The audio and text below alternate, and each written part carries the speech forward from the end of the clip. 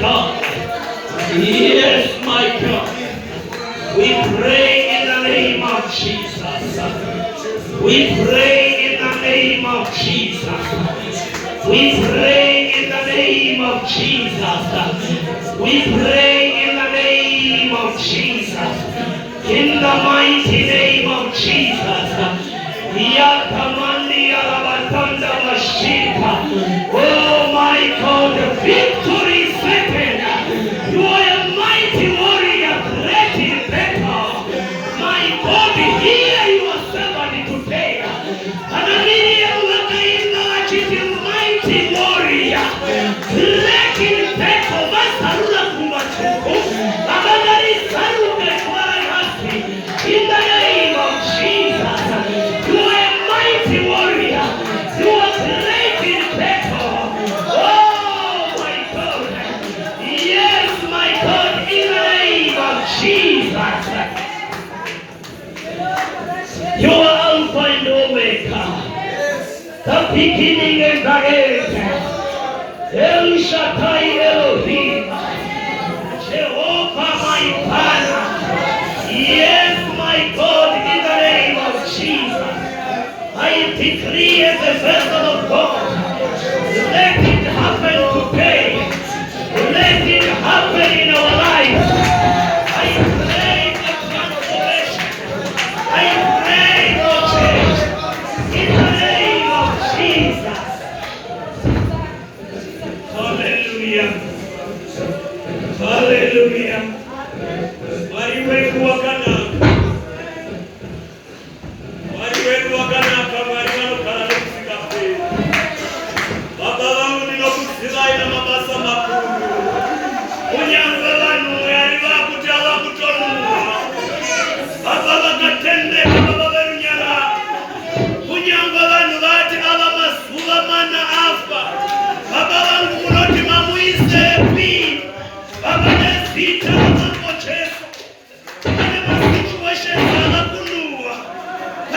Situations are beyond. Uwaika baba ndinodana kwa murimi mutsere. Iye ni makati hakuna chinoramba pamberi penyu. Taurai shoko, taurai inzwi. Taurai inzwi, taurai inzwi. Taurai inzwi, taurai inzwi. Taurai to my situation, my God. Airambia kada. Yes, my God. Yes, my God, in the name of Jesus. Urimuyani kwa batende. Urimuyani kwa masimbao. Abalangu nesita mabo cheso. Inonyenge tena mabane kutenda. Maita yenu cheso, maita yenu kwa masimbao. Kwa ino baka nino ramba.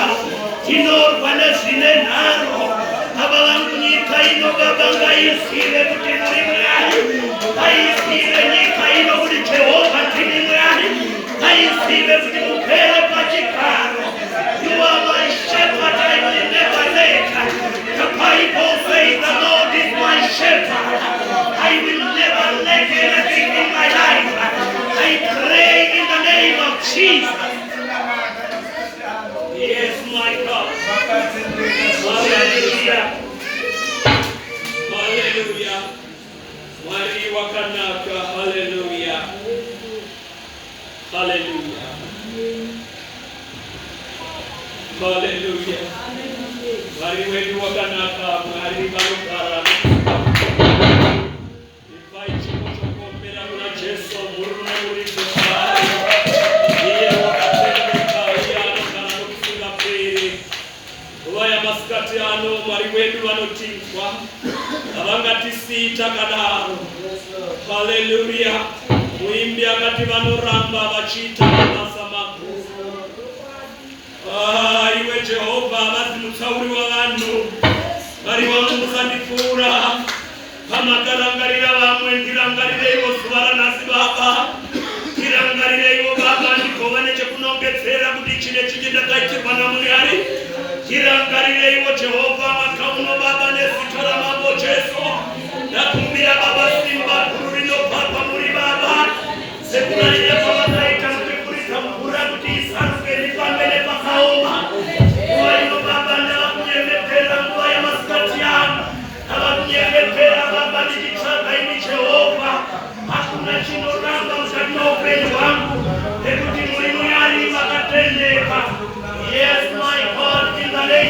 Jesus.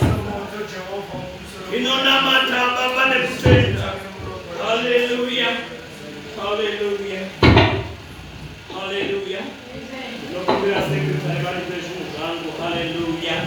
Bali kudenga wandikire shakanaka swara nasi. Bali kudenga wandikire shakanaka swara nasi. Hallelujah. Nekuti imwari banukara nokusinga pere. Rekerai kupasise nopasa mchungamiri wekereke. Inoti mariwo kudenga wakuitire shakanaka. Bana mai elda mariwo kudenga ngabakuropa badei bantu bamwari. Itirwa inyasha na mwari treasure wetu maibasa. Mariwo kudenga ngabakuitire shakanaka. Hallelujah. Sekretari mariwo kudenga ngabakuitire shakanaka. Mai veduve house demo mariwe kudenga ngavakuitire zvakanaka mai begete murangari wenedenga regerai ndimhorese mumwe wangu. Haleluya. Mudzimai wandakapiwa naMwari ndinongoti mariwe kudenga ngavakuitire zvakanaka shamwari. Mariwe kudenga ngavakuropafadze vakuitire zvakanaka varume nevakadzi ndinokumhoresai vakomana navasikana ndinongoti Mwari wekudenga vakuitirei zvakanaka vakuropafadzei. Starei baba vikuzwe nekusingapere.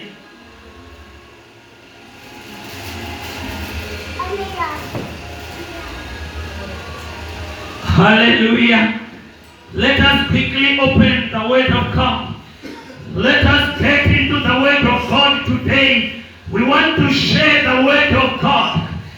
Hadibra kalita basakala batanda bashika. In order to tiende to the book of deliverance today. I want to go to the second book of the Bible, the book of Exodus. Exodus chapter 17 verse 8 to 16.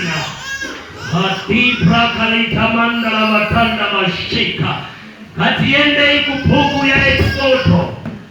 Ndinoda kuverengerwa chirungu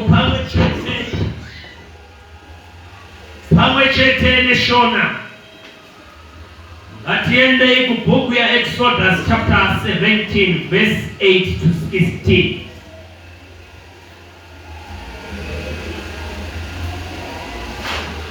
Exodus 17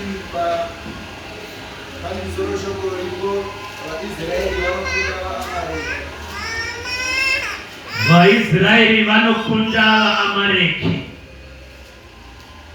Zvino Amareki vakauya kuzorwa navaIsraeri paRefidimu. Mozisi akati kuna Joshua, "Utitsaurire varume kugondorwa naAmareki. Mangwana ini ndichamira pamusoro pechikomo, ndakabata tsvimbo yaMwari muruoko rwangu." Joshua akaita sezvaakanga audzwa naMozisi, akandorwa naAmareki. Mozisi naAroni naHuri vakakwira pamusoro pechikomo. Zvino zvakati kana Mozisi osimudza ruoko rwake, vaIsraeri vokundwa. Kana oregera ruoko rwake pasi, Amareki vokundwa. Asi maoko aMozisi akazorumeta. Zvino vakatora ibwe vakariisa pasi pake, akagara pamusoro paro. Aroni naHuri vakatsigira maoko ake, mumwe nokuno rumwe rutivi, mumwe kuno rumwe rutivi. Maoko ake akava nesimba kusvikira pakuvira kwezuva. Joshua akakunda Amareki navanhu vake neminongo inopinza. Zvino Jehovha akati kuna Mozisi, "Nyora izvi mubhuku, vazvirangarire uzvirondedzerewo munzeve dzaJoshua, kuti ini ndichabvisa chose pasi pokudenga zvose zvinorangaridza Amareki." Ipapo Mozisi akavaka aritari, akaitumbidza zita rinonzi Jehovha Nisi. Akati noruoko pachigaro choushe chaJehovha ndinopika ndichiti, "Jehovha ucharwa naAmareki kusvikira kumarudzi namarudzi." Hallelujah. Jehovha ucharwa naAmareki kusvika kumarudzi namarudzi.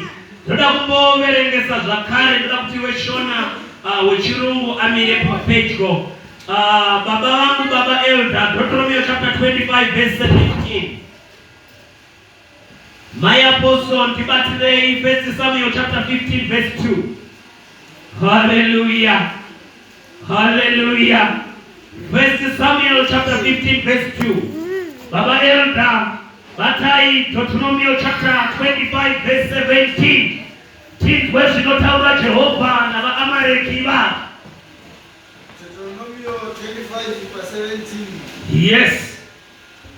Pane msorosho uripo noti Amaleki unofanira kuparadzwa. Amaleki unofanira kuparadzwa. 17. Rangarira zvawakaitirwa naAmareki panzira pakubuda kwenyu Ijipita. Yes. 18. Pakwana ipapo. Panzira ngarira zvawakaitirwa naAmareki panzira uchibuda kuIjipita. My apostle masvika here pane yenyu. 1 Samuel chapter 15. Yes. Verse 2. Shoko noti Sauro unokunda Amaleki. Sauro unokunda Amaleki. Zvanzi naJehovha wehondo. Ndakacherekedza zvakaitirwa Israeri navaAmaleki. Kuti wakavadzivirira panzira nguva yokubva kwavo Ijipita. Amen. Iwe Amaleki wakavadzivirira nguva yavo yekubuda panyika yaIjipita. Hallelujah. Chirungu hapana asvika pane chirungu here. Tine generation yechidiki. Exodus 17 from verse 8. Yes. 16. Hallelujah. Then Amalek came and fought with Israel at Rephidim. So Moses said to Joshua, choose for us men and go out and fight with Amalek. Tomorrow I will stand on the top of the hill with the staff of God in my hand. So Joshua did as Moses told him and fought with Amalek. While Moses, Aaron and Uri went up to the top of the hill. Whenever Moses held up his hand, Israel prevailed. And whenever he lowered his hand, Amalek prevailed. But Moses' hands grew weary. They took a stone and put it under him, and he sat on it, while Aaron and Uri held up his hands, one on one side and the other on the other side. So his hands were steady until the going down of the sun. And Joshua overwhelmed Amalek and his people with the sword. Then the Lord said to Moses, write this as a memorial in a book and recite it in the ears of Joshua, that I will utterly blot out the memory of Amalek from under heaven. And Moses built an altar and called the name of it, the Lord is my banner, saying, a hand upon the throne of the Lord. The Lord will have war with Amalek from generation to generation. Amen. Hallelujah.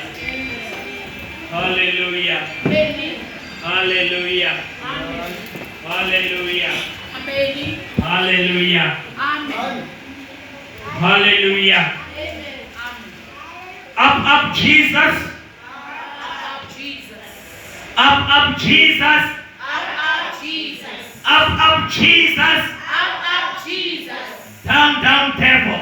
Down devil. Hallelujah. Oh yes. Hallelujah. Amen. Pane naurwa iri kutaurwa nezvayo. Yes. Ndinoda kuti vana vaMwari vacherechedze anonzi Amaleki. Hallelujah. Remember what Amalek did to you on the way as you come out of Egypt. Deuteronomy chapter 25 verse 17. I say remember. I'm talking to someone. I say remember what Amalek did to you on the way as you came out of Egypt. Hallelujah. Hallelujah. Amen. Then 1 Samuel 15 verse 2 yot. I remember that which Amalek did to Israel. How he laid wait for him in the way when he came up from Egypt. Hallelujah. Amen. Hallelujah. Amen. There is an undefeated team. Tell your neighbor.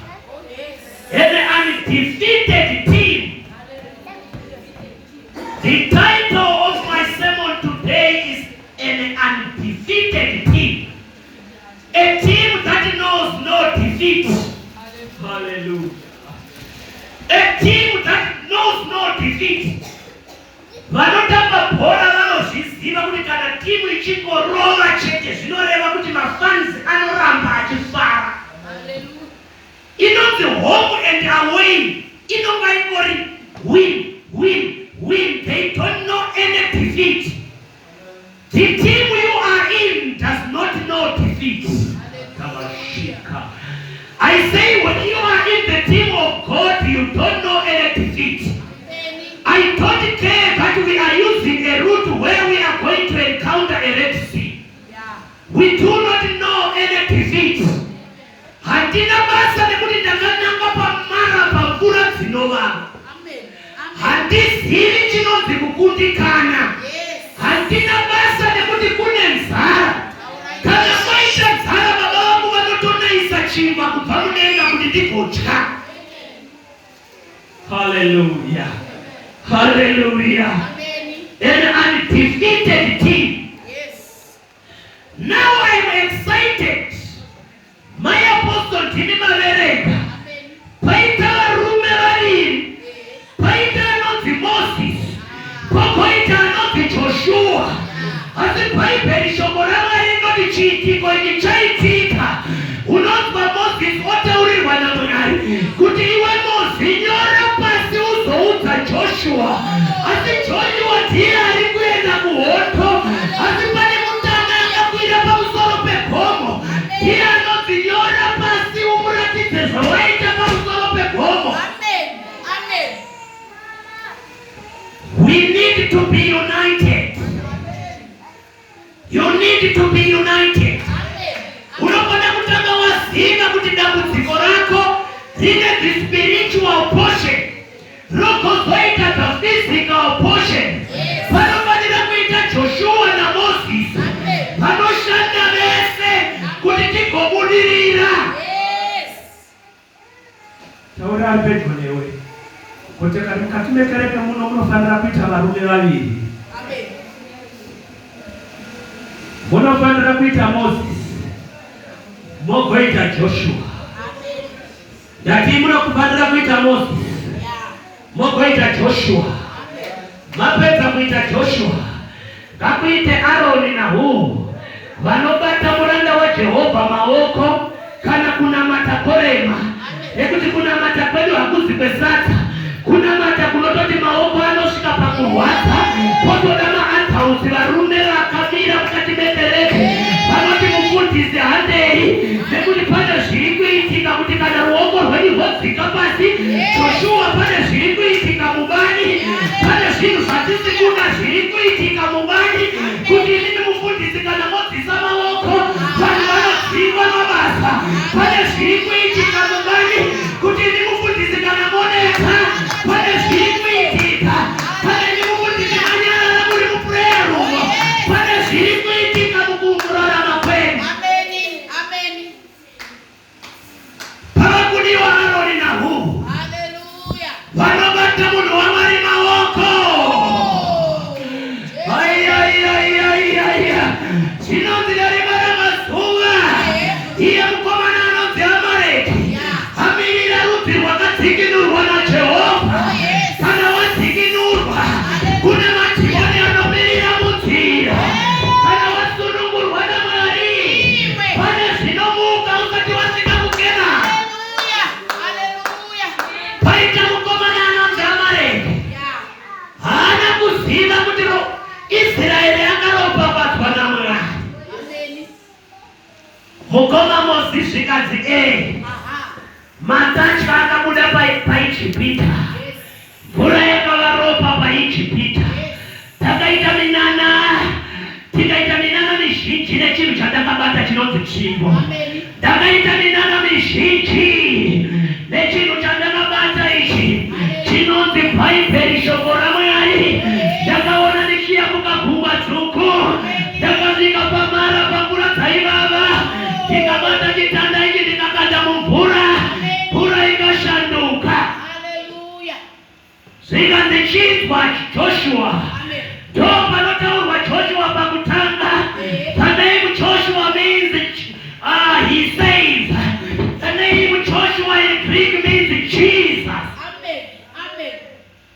Hallelujah. Amen. Joshua means Jesus. Joshua tingati ndi Yesu mudimbi ali mu Old Testament. Hallelujah. Ai. Kuna neno rakati amareke amuka. Iwe mwana wa Davida. Chimurukira mubani unorwa. Ini baba wako ndinoramba ndiri kudeka. Ndinoramba ndiri pachikomo nechinyengetera. Iwe muruka paKalvari. Ukonorwa iwewe. Oh, Jesus. Hallelujah. Amen. Joshua indaunorwa navaamara kumbani. Amen.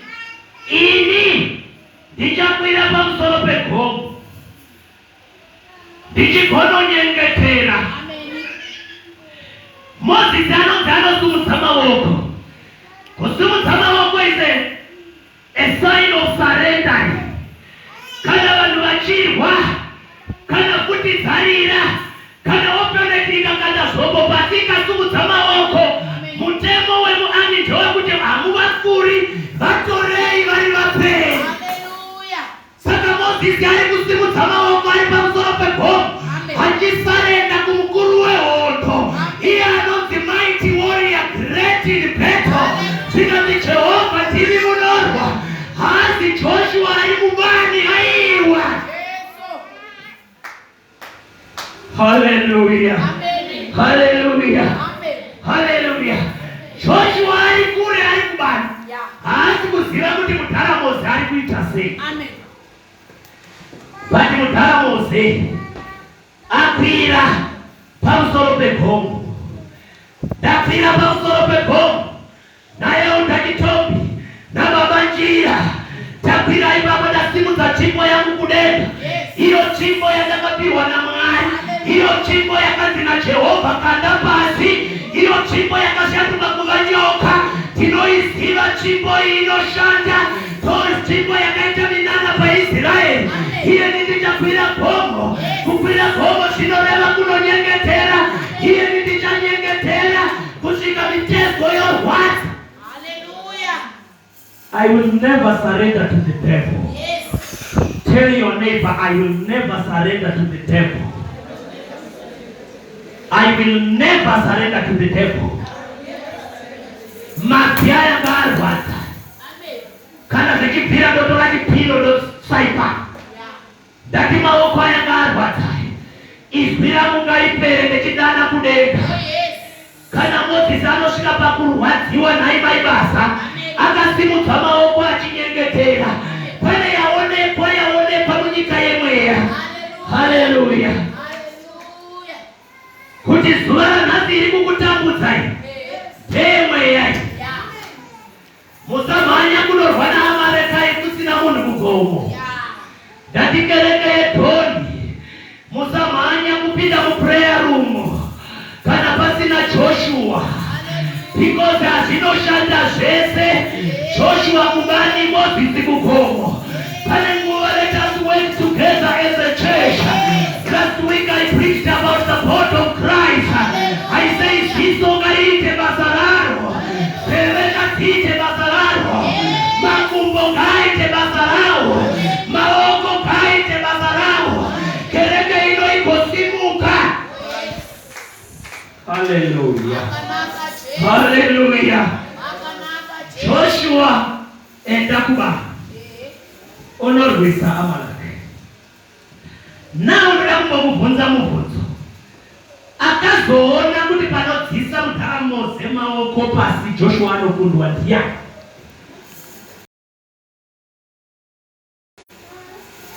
Because Joshua anga asikaone zviri kuitika mugomo. But akazoona kuti pane relationship pakusumudzwa kwemaoko aMozisi nehondo iri kurwiwa mubani ndiani? Pane relationship yeprayer nezvauri kuita kudzoka. Pane relationship iripo.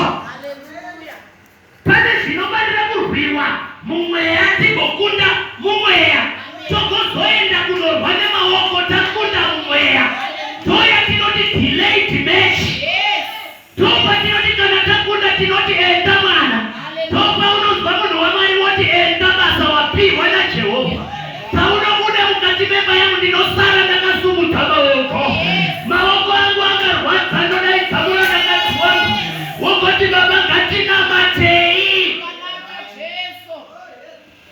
Hallelujah. Hallelujah. Hallelujah. Now utaona ripeti kwenye ukuti yako ya popcorn prayer. Yakuti fambe tokere ku mashuri. Munobe twane matibone kuti.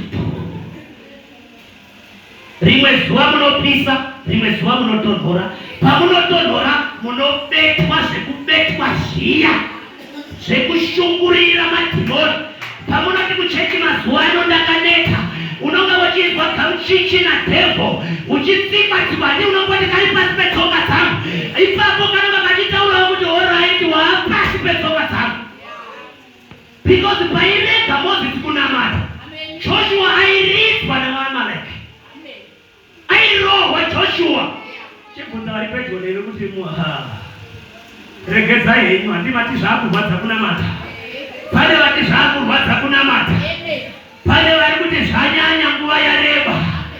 Mukoma Mose vanotarisa mubani vanoona Joshua ari kukundwa. Pane vanhu vemweya. Ndinoda ma-intercessors around me.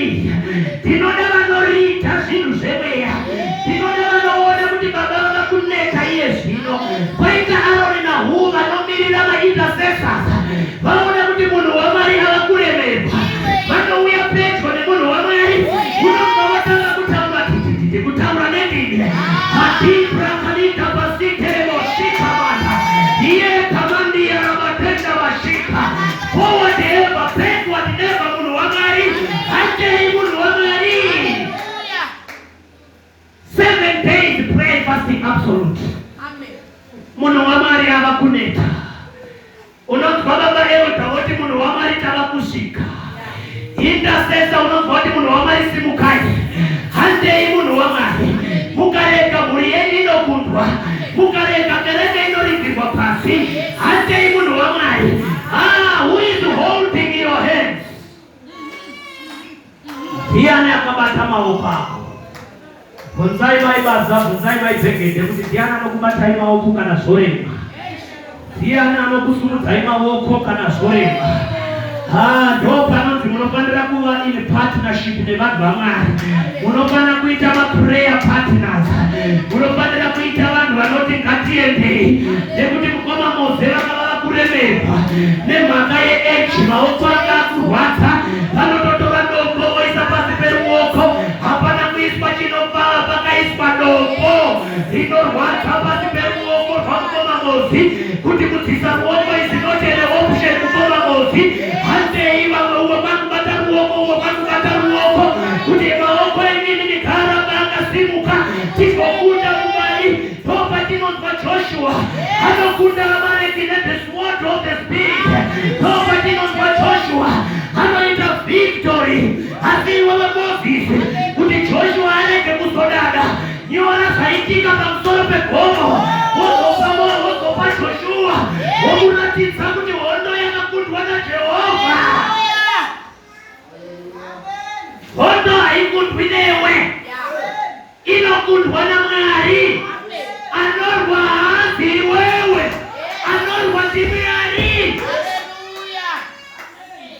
He is my banner. Moses wangu wakata. It's one of my kunokuda. Hakaikundisa. Anovaka atari. Kuti izvi hazvisi zvavanhu. Hamuna kukunda nemhaka yaMoses. Makunda ndiMwari. The banner is not Moses. It's God. There is a difference between a servant of God and God. A servant of God is not God. He's a representative. Moses, you are not God, but you followed the instructions. Denga lilikuda kuti iwe usumudze maoko. Ndiko rwanye vana vako. Ndiko kunda. Hallelujah. Manje ndaita dambudziko. Ndakwira pamusoro pegomo. Ndashaiwa Joshua anonorwa mubani. Ndakwira pamusoro pegomo ndanochema. Ndashaiwa. Tikatarira mabhuku aya ndinoshaiwa Joshua. Tinotaura kuti Joshua chipatara wareti. Ini ndichinyengetera kuna Mwari. Asi Joshua anoramba kupatara reti. Tikatarira kune munhu wakatitarisa zuva ranhasi. Haadi kunorwa mubani.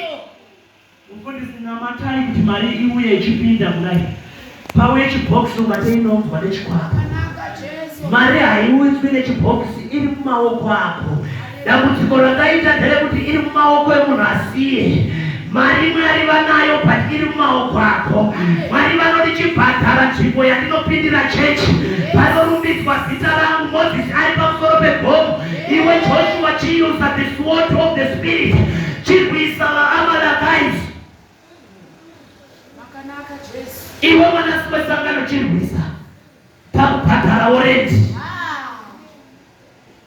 Mwana wasangano anoti handiri Joshua kuramba kupinda mubani.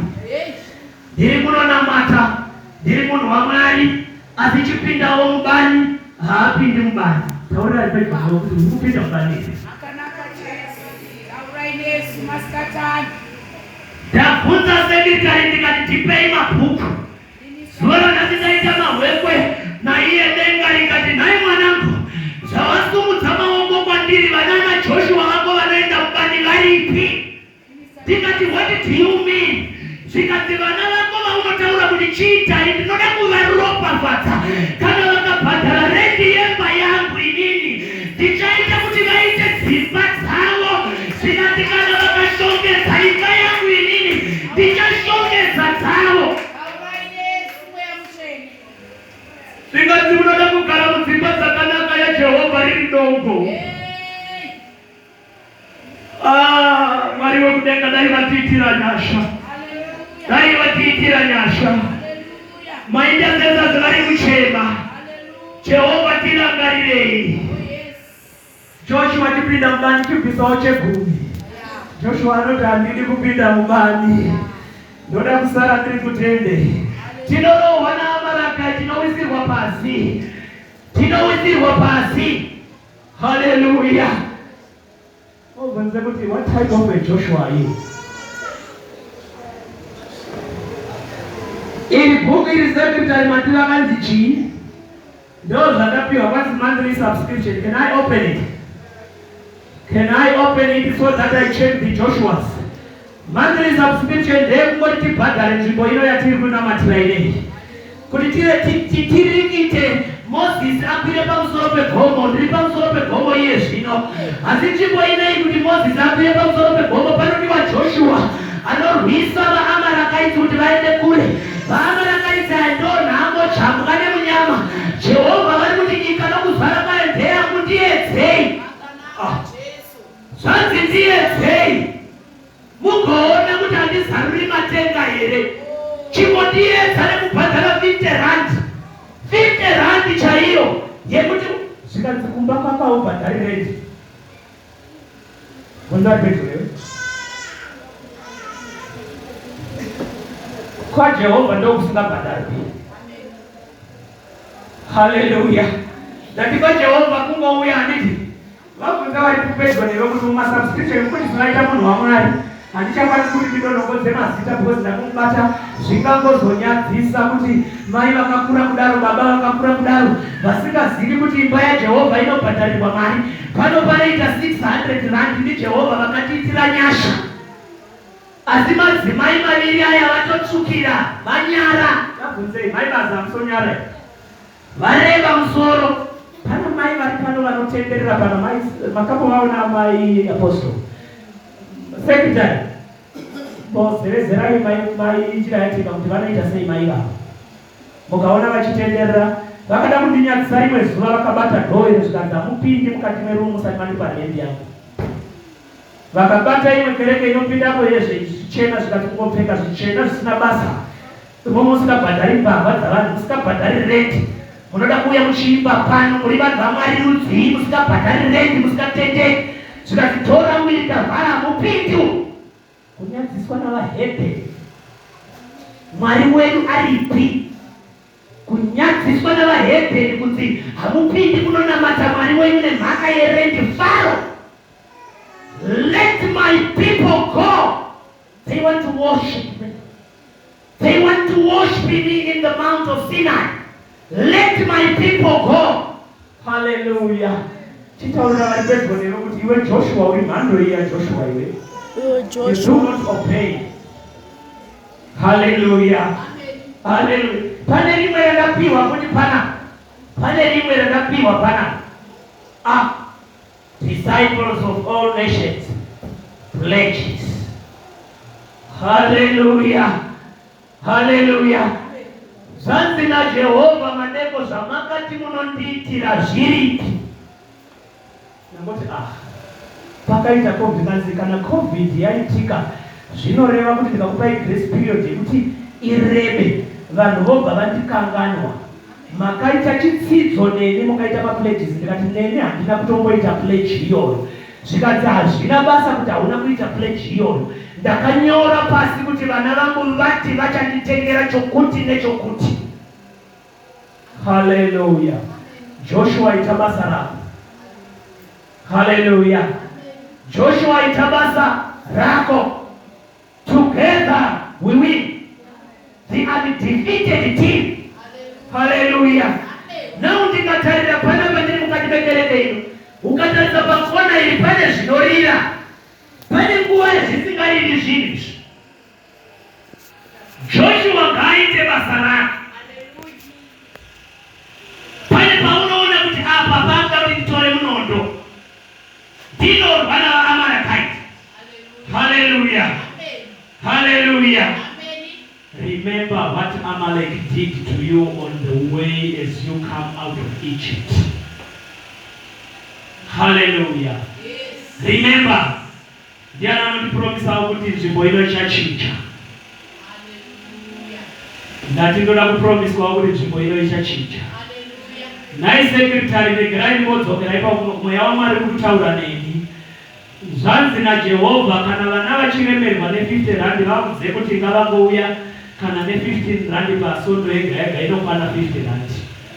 Kwanzi vanonyanya kuremerwa vaya kana kungonza 10 rand inokwana 50 rand. Hallelujah. Hallelujah.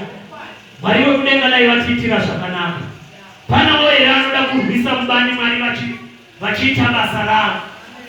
Hallelujah. Ngativerengerwei vaHebrew chapter 7 verse 25.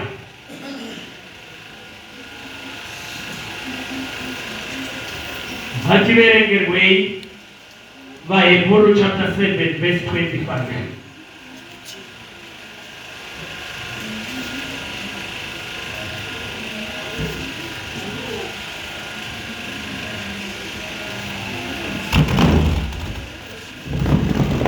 The undefeated team.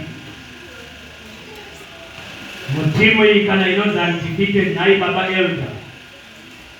Timu hiyo inonzi undefeated inokwanisa kuita ma-special players arimo.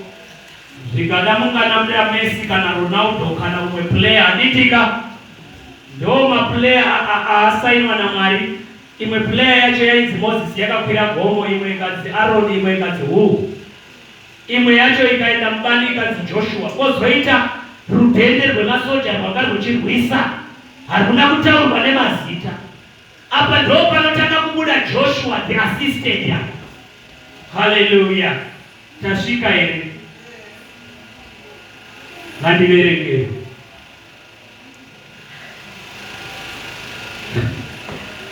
Ngandiverengere. Hebrews chapter 7 verse 25. Hebrews chapter 7 verse 25. Consequently, he is able to save to uttermost those who draw near to God through him, since he always lives to make intercession for them. Jesu wakasumudza maoko is always interceding for us. Saka zvoreva kuti Moses akasumudza maoko pamusoro pegomo. Chatinoda isusu kuita our part. Hallelujah. Nasi. Hallelujah. Hallelujah. Hallelujah. Up Jesus. Up Jesus. Up Jesus. Down devil. Down devil. Taurira ripedyo newe kuti handinyadziswi naSatani, ndinobhadhara rengi yenzvimbo yandinopinda. Taurira ripedyo newe kuti sekretari ndoda kutodedza sekretari kuti mwedzi yandakajamba ningani. Haleluya. Unganyatisa baba vako chidaro. Kwanzi baba vebedzi havana mufaro. Satani kari kuenda kuna Mwari kachitaura kuti vachadzingwa 600 tinonyarira pakuti kadzingwe marendi inobhadhara. Maibasa tombobvunzwa navanhu kuti chechi yakadzingwa. Baba elder, munanga mwenye ndini elder, baba basi chechi takadzingwa pataipindira nekuti hatina kubhadhara rendi. Umwe muhedheni obva abvunza kuti imari iko yamaibhadhara. Baba elder obva wati 600 muhedheni oti dai makandibvunza ndakakubhadharirai hangu handiuyi kuchechi kwenyu asi munongokubhadharirai rendi. Munoziva kuti vahedheni vanofanisa zvokuti kuUnited States vanotobhadhara tithe ivo vasikaendi kuchechi. Chidhakwa chinongouya chogogodza mufundisi ndinongotsvagawo pekubvisira chegumi. Ini kuchechi handiuyi asi ndinoda kubvisa chegumi. Pamunonamata mondinamatirawo nekudhakwa kwangu because pabhuku richavhurwa mabhuku aya ndoda kuaisa pamberi paMwari aya. Hatizivi kuti ndotanga iye zvino kana kuti ndombomirira mazita. Ndiudzeyo Mai Apostle, ndiudzei mabhuku aya ndoda kuapa muridzi wawa. Ndombomirira here kuti vana vakwane because muridzi haagari nechikwereti chemunhu. Wandakatenda kwaari haana chikwereti nemunhu. Saka iye wakatendeka pakanyorwa. Bhaibheri shoko raMwari rinotida kupera kwenguva mabhuku achavhurwa. Baba elder, pana sahwira wenyu wanyanya kufarira nhaurwa yemabhuku kuti kune mabhuku anovhurwa. Mabhuku aya akanyorwa neingi. Hatizoipi here kuti kwanzi rakambonyorwa rikadzima.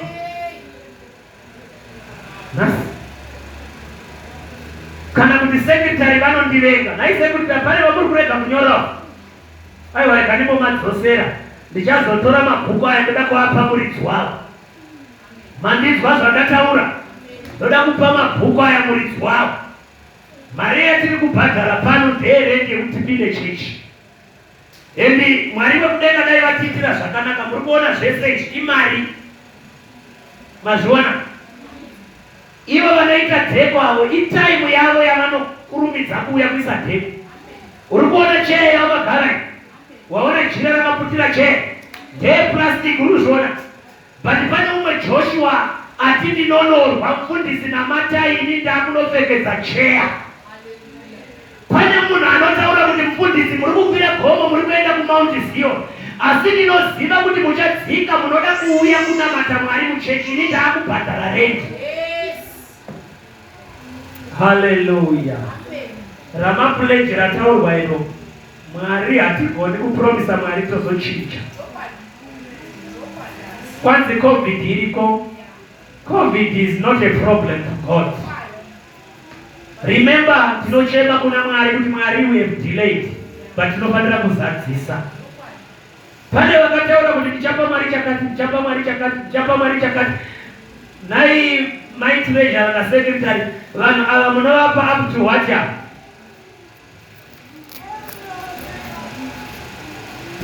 Ndoda vanhu vanotaura vanana Joshua vanorwa mubani.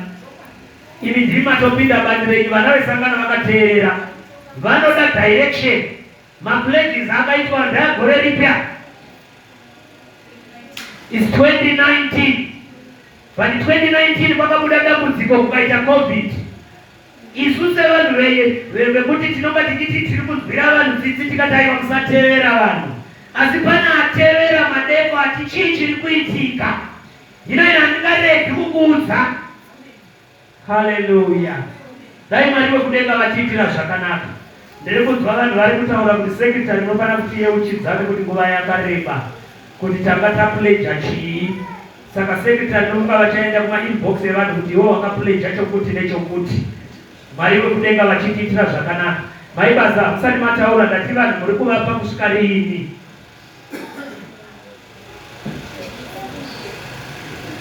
Mai Apostle, batsirai vana venyu.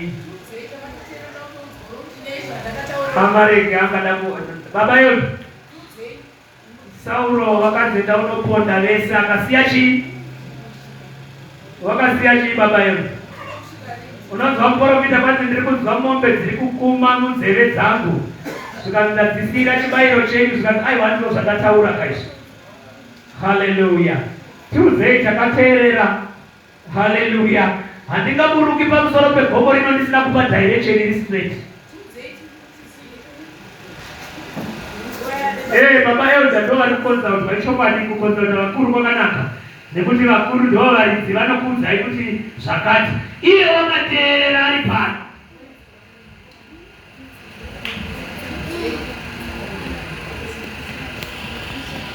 Next year mwezi upi?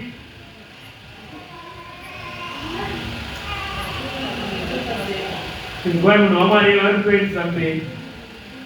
Mayo taurisai. Kwanza up to Easter. Uchirirai maoko mwari. Atina chatinorambirana nacho asifana auti up to Easter.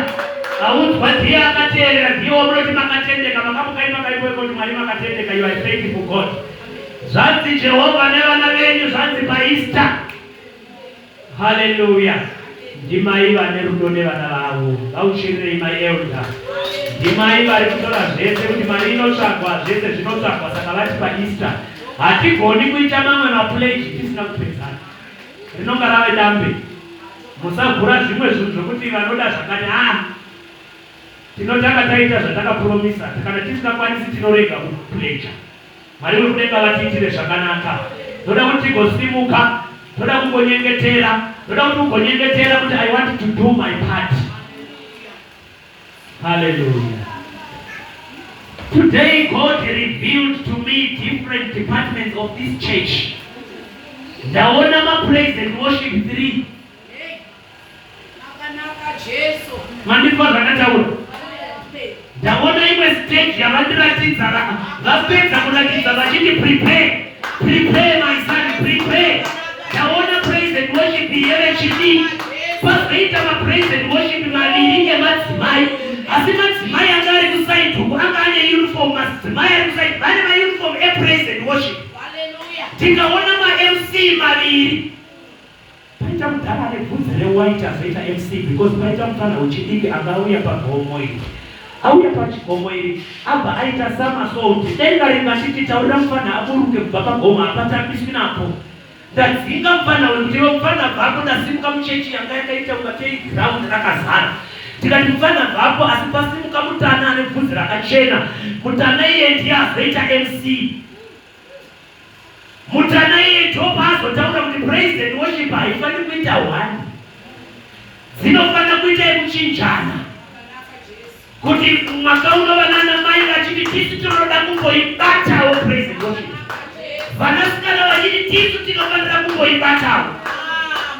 Hallelujah. Hey. Ndaona mukadzi wangu achimhanya unoziva Mwari vachikupa yakaita. Unoziva inonzi documentary. Makamboona madocumentary inobuda mhuka iya munhu achitaura. Ndoranga iri bicycle rechiraiti kuti uri kuzviona here kana pandinonga ndisina kunyatsoona kuti uri kuona here kusei kune munhu. Kune munhu nai.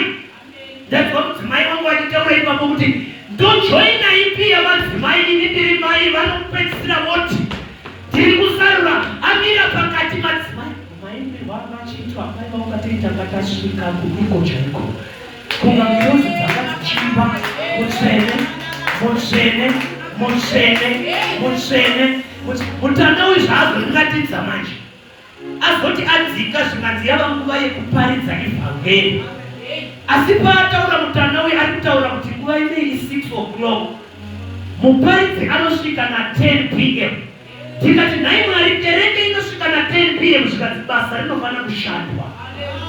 Zvikanzi prepare, are you able to preach from 6 to 10 p.m.? Tikati how? Zvikanzi pane maprograms anofanira kupinda akawanda. Hallelujah. Yandaona nhasi dai nguva yakakareba ndairamba ndichiratanura because pandadai ndakupindwa nokutya. Hallelujah. Banana Joshua Shanda. Taurira pedyo leo Joshua sana. Kana ndakwira gomo kunyengeterera about basa. Chienda mbano no apply. Kana ndakunamatira kuti chibvunza madzimai ari muno kana vamwe kuti munonzwawo kune basa here. Kuna matatana matapati pakudiwa mai basa vanoti kune kuri kudaidzwa munhu webasa ndiJoshua Mushanda. Mufundisi vapedza vatsanya nhai iwowo vakuchimhanya. Mozisi haana kungokwira gomo kwakurega vaAmarakaiti vachiita dambe pasi. vakatuma Joshua kuti iwewe chinda unorwa navo. Ndiani anobatawo maoko avo?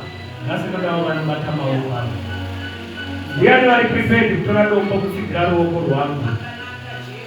Svimbo yaMwari ndinayo mukati meruoko rwangu, asi ndinodawo vanomira neni. Ndodawo maintercessors anondifundisa ngatinamateyi Mwari. Dzimwe nguva munozoona tasara musoro chete, handei musoro wanyasara. Usazokuudza kuti mufundisi matopera. Ndati handei nekuti Mozisi akarwadziwa. Toda kungonyengetera kuna Mwari. Ndoda kuti Mwari, ndoda kuita my part. Father, I want to do my part. Mwari wangu ndinokumbira kwamuri Baba nezita raJesu, kuti inini mukudzwe Baba. Ndinokumbira ndigoita saJoshua, ndigopinda mubani. Munamato iri kuitwa Baba, asi ndinogodzika mubani mugoishandisa Baba, ndigorwa. Mwari wangu, kereke ino Baba ndinokumbira igoshanduka. Ndakumbira transformation yekereke ino Mwari. Kune zvinorira zvose zviri mukati mekereke Baba. You said prepare, prepare, prepare. Baba, ndanamata nekutenda nguva ino Mwari. Chiropafadzai vana venyu. Vana vanobhadhara renti ngavaropafadzwe nemi. Vana vanobhadhara zvegumi zvavo. Baba, zvamakareva inini kuti munoita itai, you are a faithful God. Baba, vana vanokushandira ini Mwari havangafi nenzara. Munovashongedza, havangafambi vakashama. Baba, munorwira vana venyu inini Jehovha. You are the banner. You are a mighty warrior, my God. Chandinoziva Mwari, you are not a son of man. You cannot lie. You cannot repent, my God. Hamugari nechikwereti chemunhu Mwari. Vana venyu ndavaisa mukati meruoko rwenyu. Kereke ndaisa mukati meruoko rwenyu. Zvamandiratidza Mwari zvinozadziswa nemi. Baba, ndakuvongai. Baba, ndakupai mbiri muzita raJesu. Haleluya. Pane vanorwara. Pane vanorwara iri pakati penyu. Haleluya. Baba Elder, uyai muite basa. Ndati mumwe namumwe the body of Christ anoshanda kushanda. Baba namai Elder vanofanira kuuya kuita basa. Mai varipo. Haleluya. Vanotanga vaita basa. Haleluya.